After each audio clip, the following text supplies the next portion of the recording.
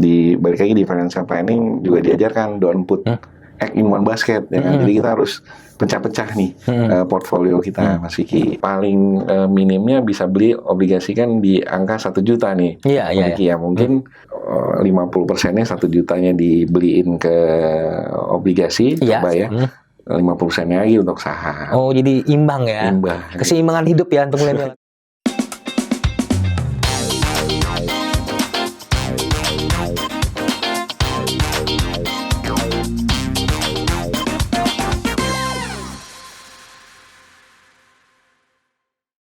Selamat malam pemirsa SWA, kembali lagi di Ngopi, ngobrolin investasi. Apa kabar?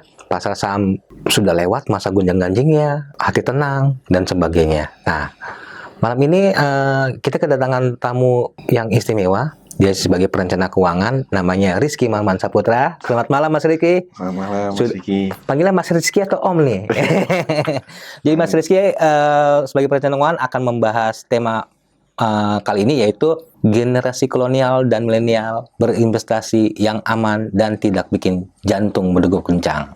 Apakah itu? Nanti kita bahas ya. Tapi sebelum mengulas lebih lanjut ke Mas Rizky, izinkan saya memperkenalkan, bukan memperkenalan sih, mempertunjukkan bahwa majalah SWA ada edisi terbaru, namanya Bedah Kasus Transformasi Digital Bank Pembangunan Daerah. Oke, pemirsa SWA, kita langsung aja ke Mas Rizky. Mas Rizky, aku nih lagi bingung sebenarnya nih.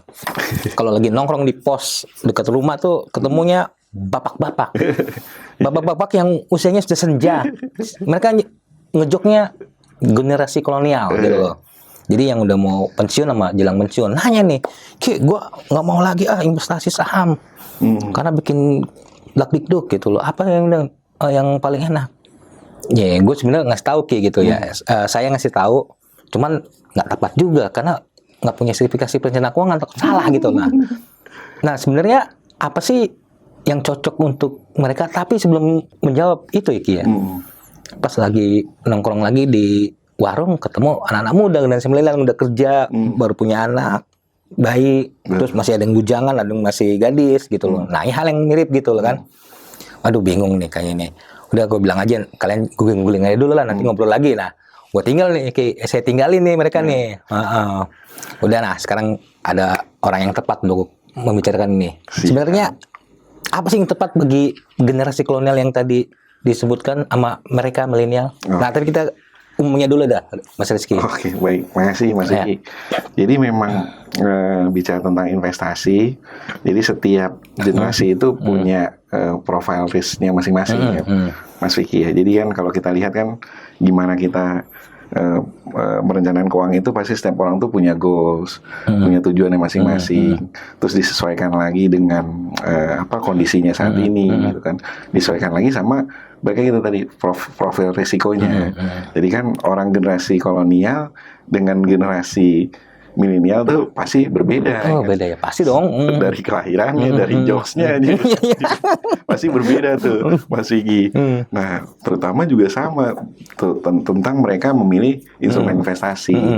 Nah, kalau kita ketahui memang banyak nih kan, kalau kita lihat bahwa bapak itu generasi kolonial nih, apalagi yang sudah mungkin di usia udah after 50 ya Mas Vicky ya, atau udah mau pensiun gitu kan, mereka lebih memilih tuh biasanya profil risiko yang ya moderate to low lah. Jadi kalau bisa nggak ada risiko, mereka milih yang itu gitu kan.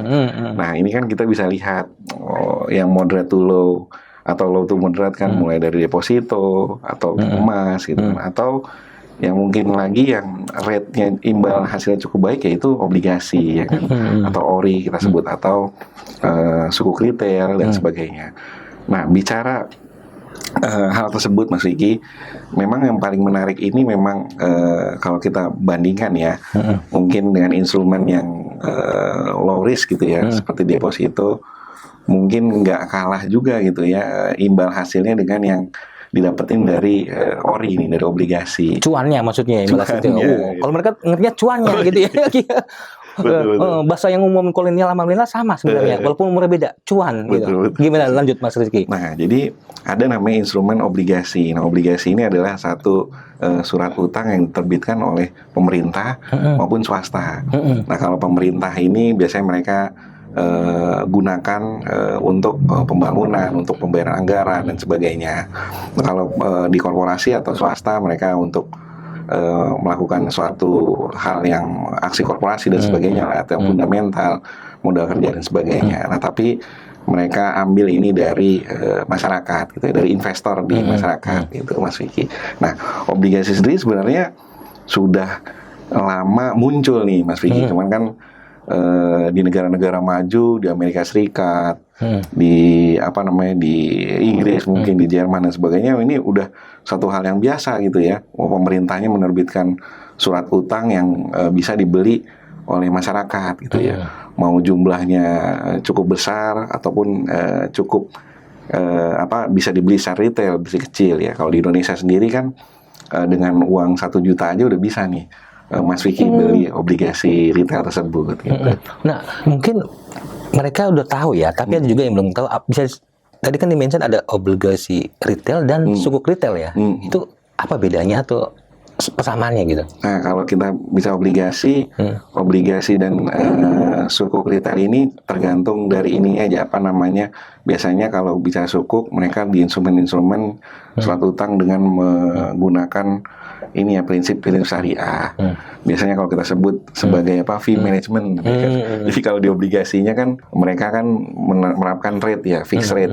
Kita dapetin kupon yang kita dapetin imbal hasilnya tuh setiap bulanannya gitu ya. Kalau misalnya tadi sukuk mungkin dibalut dengan prinsip-prinsip syariah. Jadi dikasih biaya kalau kita udah minjemin lah ke orang bapak-bapak tadi kan. Jangan dibungain tapi dapat dapat uang lebihnya misalnya. Nah, itulah prinsip dari sukuk ya. Mas Vicky. Kenapa dia lebih nyaman bagi bapak-bapak dan emak-emak ya yang dari kolonial ini nih? Kenapa Mas Rizky? Nah, memang obligasi sendiri kan memang pertama dijamin kalau kita beli dari surat utang yang terbitkan oleh pemerintah ya Mas Vicky, karena kan lebih terjamin nih, karena yang secara psikologi investor kan kalau yang pemerintah sudah menjamin itu biasanya ini lebih masyarakat lebih percaya nih untuk investasinya nggak kabur gitu, nggak bodong gitu kan. Nah, apalagi memang obligasi ini memang diterbitkan oleh pemerintah gitu ya. Jadi resmi diterbitkan pemerintah, terus juga mendapatkannya juga sekarang lebih mudah Mas Vicky. Mulai dari perantaranya banyak ya, dari instrumen dari banking ataupun dari sekuritas dan sebagainya. Oh, jadi pemerintah menerbitkan itu ya? Dan dijamin gitu ya? Iya. Apakah pernah default atau gagal bayar selama mereka nerbitin itu, Mas Rizky? Selama ini kalau kita bicara konteks yang sudahan gitu ya, Mas Rizky ya, bukan teori 100 tahun gitu ya. Tapi kalau kita lihat yang sudah ada, belum pernah ada obligasi yang default, yang gagal, yang kita anggap sebagai pemerintah tidak bisa mengembalikannya, membayarnya. Belum ada ya? Belum ada. Mudah-mudahan nggak ada ya Mas Rizky. Ya, aduh, bikin dak-duk. Nah, tapi kenapa mereka membuat bapak-bapak ini atau mama ini bisa tenang, Rizky? Apa yang membuat mereka kalau beli ini ya, investasi di sini ya gitu? Apa sih? Ya, kalau berdasarkan cerita-cerita gitu. Nah, pertama kan obligasi ini memang instrumennya yang dalam tanda kutip tuh imbal hasilnya pasti, Mas Vicky. Jadi kalau kita ngobrol tentang profile risk, risiko seseorang ya kan, tadi mereka punya tujuan, dikondisikan dengan kondisi keuangannya, memang di dalam financial planning juga kita lihat bahwa instrumen obligasi salah satu yang tadi ya, yang tidak terlalu high risk high return, karena dia pendapatannya adalah fix gitu ya. Rate-nya misalnya saat inilah yang ada di masyarakat mungkin di kisaran 6% sampai 7% nih Mas Wi ya. Nah, itu ketika mereka state di situ menerbitkan suatu utang tersebut ya, si penerbitnya harus state bahwa dia harus membayarkannya rate-nya dengan poin segitu. Jadi lebih terprediksi ya, lebih pasti gitu ya, dibanding kalau instrumen lain kan, let's say kalau kita kemarin diskusi tentang saham ya, di pasar modal mereka kan mengalami fluktuatif ya. Apa namanya, naik turun dan sebagainya. Ya, kalau obligasi tidak seperti itu sih. Pantas mereka aku saranin ke saham. Aku dicubit, bikin aku ini aja gemeter gitu loh. Udah emas aja, emas. Bisa beli emas, tapi gue kan dia bilang ke gue ya, gue kan butuh ini untuk pendapatan gue bisa pensiun. Waduh, kan bisa dijual Pak. Ya kan dijual kalau naik harganya gitu. Udah beli aja Pak kontrakan. Emang gue jual tanah kata dia. Waduh, udah Pak dagang, nggak mau, gue mau yang tenang gitu loh. Nah, ini emang cocok nih obligasi retail masuk ke retail bagi generasi kolonial. Nah, kalau kita cocok emang relatif ya sebenarnya. Tapi gimana bisa diilustrasikan nggak? Nggak cocoknya memang relatif ya Mas Vicky ya. Jadi ada juga sih memang bapak-bapak yang senang instrumen yang high risk juga masih ada gitu. Mungkin minim lah ya. Ada juga yang benar-benar apa namanya, mereka nggak mau berinvestasi di lembaga keuangan. Ada juga yang tadi kan di usaha kos-kosan, kontrakan dan sebagainya. Tapi tadi yang kalau Mas Vicky cerita di bapak-bapak komplek Mas Vicky ini kayaknya dia udah melek udah melek finansial gitu kan. Ya memang kalau kita lihat memang obligasi ini adalah instrumen yang pendapatannya tuh pasti gitu kan. Ketika pemerintah menerbitkan menyatakan di situ imbal hasilnya rate-nya adalah 6%, 6,5%, ya mereka harus mengembalikannya dengan rate segitu gitu. Nah ini kan kita bisa lihat Mas Vicky, bahwa misalnya kenapa sih bapak-bapak cocok gitu ya untuk membeli obligasi ini, karena mungkin bapak-bapak tadi di komplek masih udah berpikir nih, kalau dia belikan ke, let's say kita comparing ya ke deposito mungkin kan, mungkin bunganya rate-nya lebih rendah nih dibanding obligasi gitu ya. Dan kalau obligasi mungkin lebih tinggi ya, walaupun mungkin kalau kita lihat deposito di bank bank digital juga lumayan tinggi nih sekarang ya. Tapi mungkin tadi ya masalah psikologi investor, kenyamanan dan sebagainya gitu, itu yang menjadikan bapak-bapak mencoba untuk di obligasi. Nah, obligasi itu sangat mudah sekali nih Mas Vicky, tadi kan kita lihat untuk mendapatkannya aja perantara perdagangannya banyak ya, lewat banking, lewat sekuritas dan sebagainya.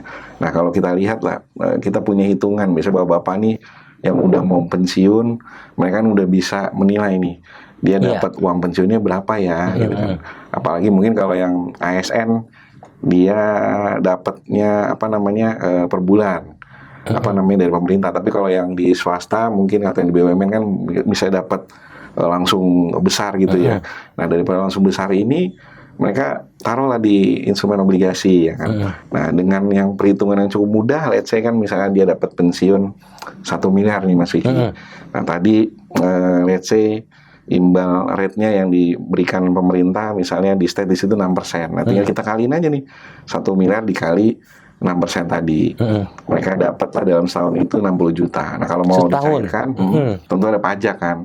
Kemarin let's say PP kemarin tuh 2021 tuh mungkin cukup tinggi 15%, tapi pemerintah menurunkan lagi di angka 10% pajak PPh untuk obligasi retail. Jadi kalau tadi 60 juta dia dapat dengan dia punya uang 1 miliar yang dia pinjamkan ke pemerintah gitu ya, dia akan mendapatkan 60 juta tuh dipotong sama 10% pajaknya, dia akan mendapatkan sekitar 54 juta ya per tahun. Dan itu bisa dapat per bulan. Dia kalau obligasi pemerintah rata-rata dia menurut kuponnya bisa dicairkan per bulan. Termasuk suku retail ya. Kalau suku retail bukan kupon lah istilahnya ya. Sama juga. Jadi skemanya gitu ya, kalau dia punya 1 miliar bisa dapat 54 juta karena dipotong pajak gitu ya. Termasuk suku retail gitu ya.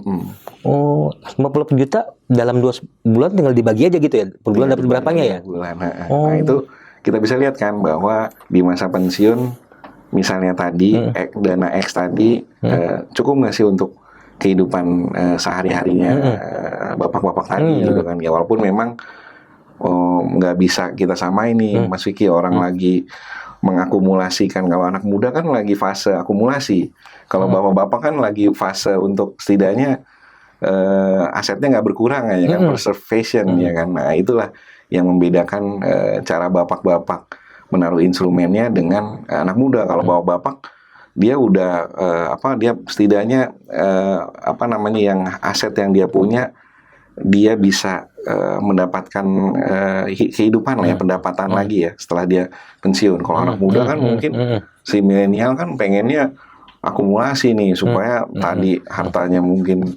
berapa, asetnya harus tambah lagi nih dengan dia beli instrumen lainnya dan sebagainya. Kalau dengan asumsi itu berarti generasi kolonial, entah itu bapak-bapak atau emak-emak yang mau pensiun atau jelang pensiun, dapat 54 juta per tahun, berarti di sebulan bisa sekitar 4,8 juta ya untuk biaya hidup dia selama pensiun ya.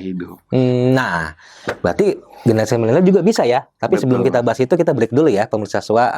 Nanti kita bahas lagi tentang gimana sih generasi, apa benefit yang diberikan oleh ORI atau sukuk retail bagi generasi milenial, dan apa pandangannya dari Mas Rizky tentang hal itu. Stay tune, kita akan kembali lagi. Di era di mana teknologi informasi dan komunikasi berkembang pesat, transformasi digital memaksa kita memahami alur informasi yang tersebar cepat melalui jaringan internet. Membaca berita melalui gawai pribadi kini menjadi rutinitas harian bagi banyak orang. Selain memperoleh informasi terbaru, membaca berita juga menambah wawasan dan melindungi kita dari hoax. Menyadari pentingnya informasi yang akurat dan inspiratif, SWA.co.id hadir menyajikan kabar bisnis dan ekonomi terkini. SWA.co.id adalah portal bisnis yang menyediakan berbagai informasi terkait pemasaran bisnis, manajemen, CSR, aksi korporasi, tata kelola perusahaan, profil bisnis pengusaha dan profesional, investasi pribadi, teknologi informasi, wawancara eksklusif dengan CEO, serta data penelitian. Kami tidak hanya menyajikan berita terkini, tetapi juga pembelajaran dari para pebisnis sukses, kisah perusahaan yang menginspirasi, strategi manajemen, pemasaran efektif, penciptaan kesuksesan bisnis, kewirausahaan, pengembangan karir, dan cerita sukses anak muda dalam berbisnis. SWA.co.id hadir di berbagai platform. Anda dapat mengunduh aplikasi kami di Google Play Store dan mengikuti kami di media sosial @SWA Media Inc. seperti Instagram, LinkedIn, X, dan Facebook. Saatnya menginspirasi orang lain dengan kesuksesan bisnis Anda melalui platform kami. Kunjungi SWA.co.id dan temukan informasi bisnis yang inspiratif setiap harinya. Oke, pemirsa SWA, tadi kita break sebentar. Nah, sebelum lanjut ke Mas Rizky tentang minat generasi milenial terhadap ORI dan sukuk retail, saya atau kami akan menginformasikan tentang jadwal nih ya, yang diterbitkan oleh Kementerian Keuangan. Jadi Januari itu udah ada ORI 027. Kemudian di Maret sukuk tabungan 014. Nah, yang saat ini nih 16 Mei sampai 18 Juni ada sukuk retail seri 022 atau SR022, dan kuponnya atau imbal hasilnya atau cuannya udah disampaikan tuh sama Kemenkeu 6,45%, dan katanya yang tertinggi selama 20 tahun. Wih, lumayan ya 6% tadi kalau inflasinya tadi ya. Nah, sukuk retail itu yang syariah tadi ya. Iya. Kemudian ada SBR di Juli, ada SWR 006 di Agustus, terus sukuk retail lagi di Agustus sampai September, itu masa penawaran ya, gitu ya. Kemudian ORI 028, masa penawarannya tanggal 29 September sampai 23 Oktober, ditutup sukuk tabungan seri 015 pada 10 November dan 3 Desember. Wih, ini kayak kesempatan nih ya. Kalau bapak-bapak mau beli obligasi retail ya. Nah, bapak-bapak ini kan udah minat nih, udah ini nih ya, dan ya data juga menyebutkan bahwa Kemenkeu kewalahan kalau ngerebitin obligasi retail, sering kebanjiran oversubscribe gitu ya. Iya, betul. Nah, berarti ini milenial ada banyak peminatnya Mas Rizky. Kalau udah mendengar cerita gimana Mas Rizky? Nah, memang milenial ini kan cukup unik ya, Mas Vicky ya. Mereka kan berada di profil risk biasanya yang high risk, high return. Oh, oke. Jarang banget kalau kita ketemuin milenial nih yang taruh portfolionya tuh di moderate to low itu loh, Mas Vicky, di konservatif, jarang ya. Biasanya mereka taruh instrumennya pasti di high risk, high return ya kan. Ya karena apa tadi kan? Kalau kita lihat ya, karena mereka dalam fase akumulasi asetnya nih. Kan usia 25 sampai 55 kan mereka nih lagi fase mengumpulkan aset ya, Lagi unyu-unyu ya, gitu. Oh iya ya. Unyu-unyu lagi kerja keras lah untuk dapetin cuan yang besar gitu, Mas. Nah, tapi nggak ada salahnya juga untuk mereka diversifikasi aset ya, diversifikasi aset ke obligasi, ke ori, ke sukuk dan sebagainya. Karena untuk apa kan? Karena balik lagi di financial planning juga diajarkan don't put egg in one basket ya kan. Jadi kita harus pecah-pecah nih portfolio kita, Mas Vicky. Ya, untuk apa ya? Untuk tadi ya kita melihat ada kondisi global, ekonomi, domestik dan segala macam tuh instrumen-instrumen yang kategorinya moderate ya, yang atau moderate to low yang pendapatannya fix itu cenderung aman.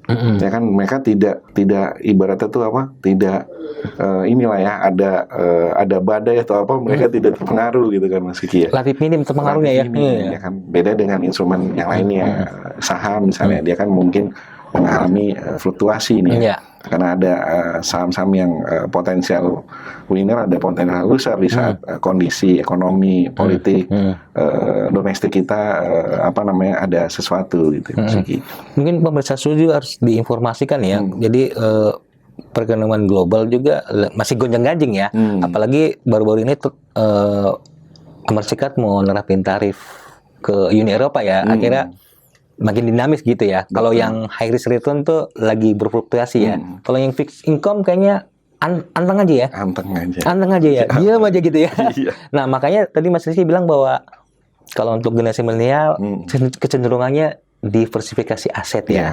Nah, kalau begitu gimana sih skemanya untuk naruh duit mereka tuh alokasinya ya? Untuk yang high risk return sama yang tadi yang fixed income kayak ori dan sukuk retail gitu.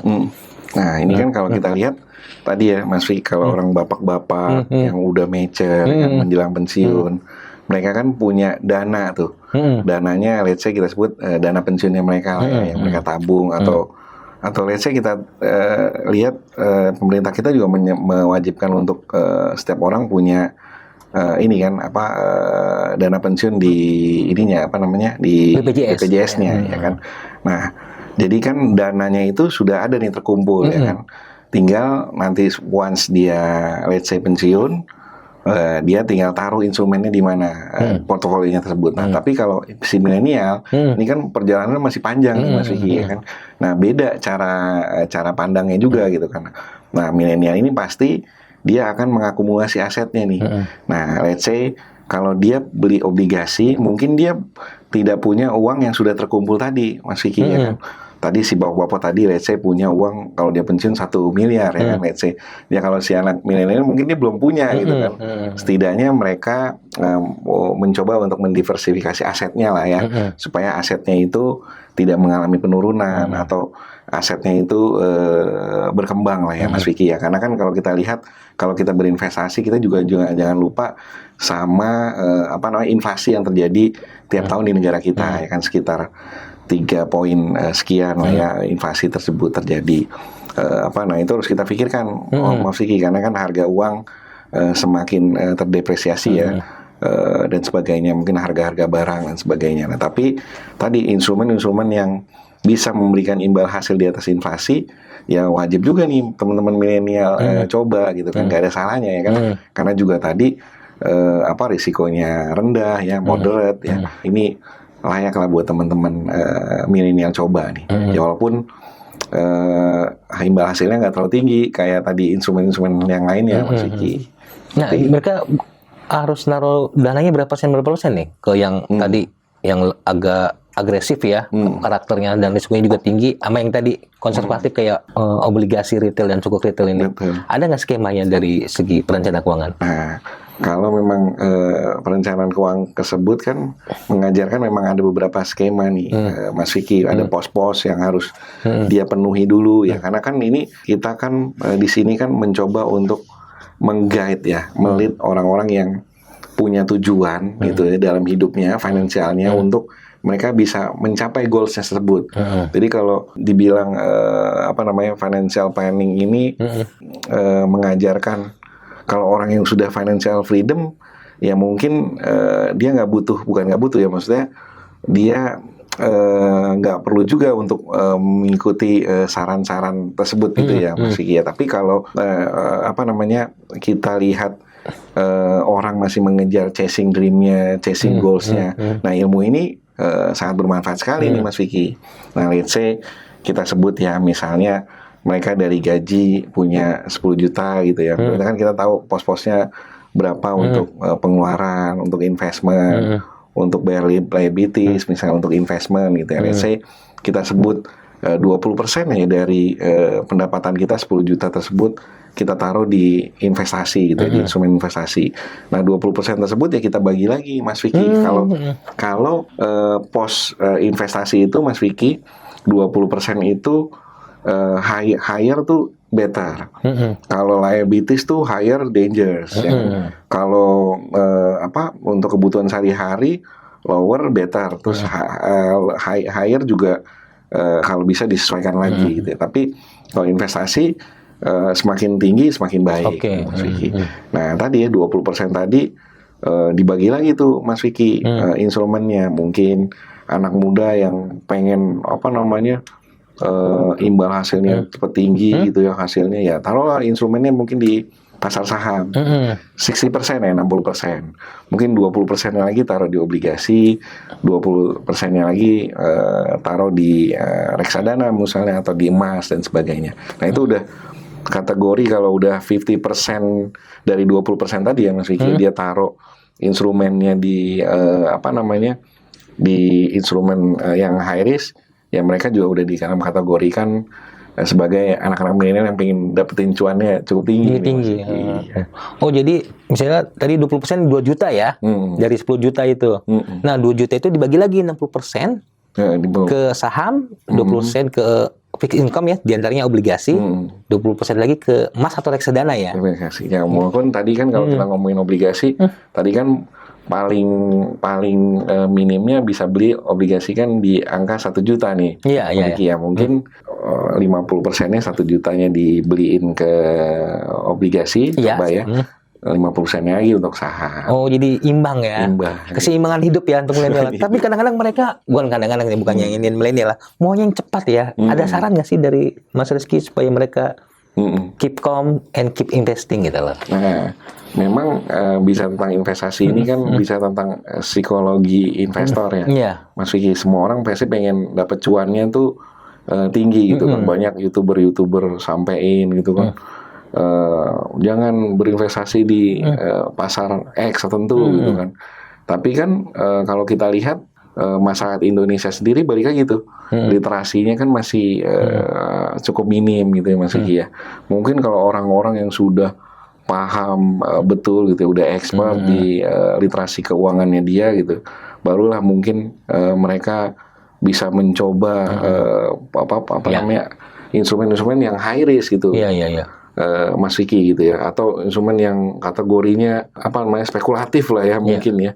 Nah, ini juga mungkin mereka bisa coba karena mungkin mereka sudah punya literasi yang mumpuni gitu ya, dan idle money yang juga cukup banyak nih Mas Vicky. Jadi banyak orang juga berpikir bahwa investasi ini dia taruh di kebutuhan uangnya yang bukan idle money gitu ya, di kebutuhan sehari-hari ini jadi berantakan juga gitu, jadi kacau juga nih Mas Vicky. Jadi baiknya memang kita sudah bisa menata pos-pos keuangan kita gitu ya, mana yang untuk pengeluaran, mana yang untuk investasi, mana yang memang untuk kebaikan tadi dan sebagainya gitu Mas Vicky. Nah, ini kan balik lagi gitu, kita bicara tentang financial planning untuk orang mencapai goals-nya gitu. Kalau seorang financial freedom sih mereka mungkin sudah berlebih ya Mas Vicky, dan mereka tadi mungkin udah berada di usia-usia yang mature ya, sudah mapan ya. Mereka balik lagi tuh, biasanya mungkin mereka ya udah tinggal beli obligasi aja mungkin ya, karena udah pendapatannya tetap ya Mas Vicky. Berarti tadi milenial kan tadi skemanya seperti demikian ya, kalau alokasi dana dari penghasilannya. Nah, kalau pensiunan para kolonial ini, generasi kolonial itu ada skema yang berbeda nggak persentasenya? Nah, tentunya berbeda lagi nih Mas Vicky ya, karena kan di mana si kolonial ini kan mereka sudah tidak lagi mendapatkan kan penghasilan Mas Vicky ya. Jadi di dalam financial planning diajarkan bahwa biasanya orang yang sudah masuki tahap retirement gitu ya, pensiun gitu ya, mereka tuh juga harus menurunkan gaya hidup, Mas Vicky. Misalnya mereka mengeluarkan uang dalam sebulan itu, let's say 20 juta gitu, Mas Vicky, atau 10 juta lah ya, biar mudah gitu hitungannya. Nah, mereka harus menurunkan tuh setidaknya 30%, 20% dari gaya hidupnya sehari-hari jadi 7 juta aja misalnya. Nah, itu yang harus dipedomani, Mas Vicky. Jadi memang kalau kita bicara tentang orang yang sudah retirement, mereka kan tidak lagi ini ya, bukan tidak memposkan uang-uangnya ya, tapi mereka kan biasanya sudah memikirkan bahwa ketika pensiun mereka mungkin tidak lagi punya utang ya, Mas Vicky. Jadi liquidity mereka udah tidak memikirkan. Terus untuk kebutuhan investment mereka karena mungkin tidak lagi mendapatkan pendapatan yang rutin gitu, Mas Vicky. Jadi mereka hanya fokus pada biaya hidupnya di hari tua. Mungkin yang paling penting mungkin untuk kesehatan biasanya. Nah, itu sih Mas Vicky ya. Jadi sesuai karakter ya, dengan karakter, tujuan goals ya, alokasi dananya ya. Nah, balik lagi kalau untuk investasi ori dan sukuk retail, ada nggak sih risikonya gitu? Risiko investasinya? Ya mungkin kalau kita lihat kan ini memang risikonya sangat minim ya. Minim ya. Tapi mungkin ada, kalau kita lihat mungkin biasa nih kalau orang kan biasanya dia udah beli instrumen tertentu nih, Mas Vicky. Tiba-tiba tuh dia butuh uang cash langsung nih. Misalnya saya orang beli deposito gitu, Mas Vicky. Apa bukan beli ya, menaruh uangnya di instrumen deposito. Mau dicairkan kapan aja kan bisa gitu ya. Terus kayak emas gitu kan, mau dicairkan kapan aja bisa. Nah, obligasi pun sama, ini bisa dicairkan kapan saja gitu ya. Dengan persyaratan bahwa mungkin dia tidak mendapatkan imbal hasil yang sudah ditentukan tadi gitu ya. Mungkin dia harus membayar penalti dan sebagainya. Oh, soal ada tenornya ya? Ada tenor. Jangka waktu kalau bahasa kita ya. Biasanya pendek ya? Ya di angka 3 sampai 5 tahun. 3-5 tahun ya. Obligasi tersebut. Oh, oke, baik-baik. Cukup jelas nggak sih pemirsa semua? Mudah-mudahan cukup jelas ya penjelasan dari Mas Rizky ya tentang apa ya tadi ya, bapak-bapak atau mama yang mau beli aman terus dapat cuan ya, dapat berhasil. Ada pilihan obligasi retail dan sukuk retail yang seperti disampaikan di layar tuh. Kemudian generasi milenial juga pintar-pintar untuk mengeloloskan dana ya. Betul. Seimbang 50 misalnya di fixed income, 50 lagi di saham ya, gitu. Dan ini investasi yang relatif minim risikonya ya, karena dijamin negara dan belum pernah ada default ya. Belum ada. Oke. Kalau dari saya demikian, mungkin ada closing statement dari Mas Rizky tentang hal ini yang bisa disampaikan agar pemirsa SWA bisa makin mantap nih, level community-nya makin tinggi nih. Bahasa kerennya gitu ya. Jadi balik lagi teman-teman pemirsa SWA bahwa investasi ini bukan untuk kolonial saja atau untuk milenial saja nih. Bicara tentang investasi bisa untuk berbagai generasi ya. Namun disesuaikan lagi dengan 3 hal tadi, profil risiko, tujuan goalsnya, dan kondisi keuangan saat ini. Mungkin itu. Ya, makasih banyak Mas Rizky. Pemirsa SWA, demikian bincang-bincang ngopi di malam ini. Mudah-mudahan bermanfaat, dan jangan lupa ya untuk like, subscribe, dan komen, dan masukan ya dari pemirsa SWA apa yang tema yang mungkin menarik lagi kita kupas ya di episode berikutnya tentang investasi, dan masukan lainnya di komen. Tulis aja di kolom komen, nanti bisa menjadi input yang bermanfaat bagi kita semua. Saya Fikri Rahman dan didampingi oleh narasumber kami yaitu Rizky Maman Saputra. Mengucapkan terima kasih. Sampai berjumpa lagi di acara ngopi di episode berikutnya. Bye bye.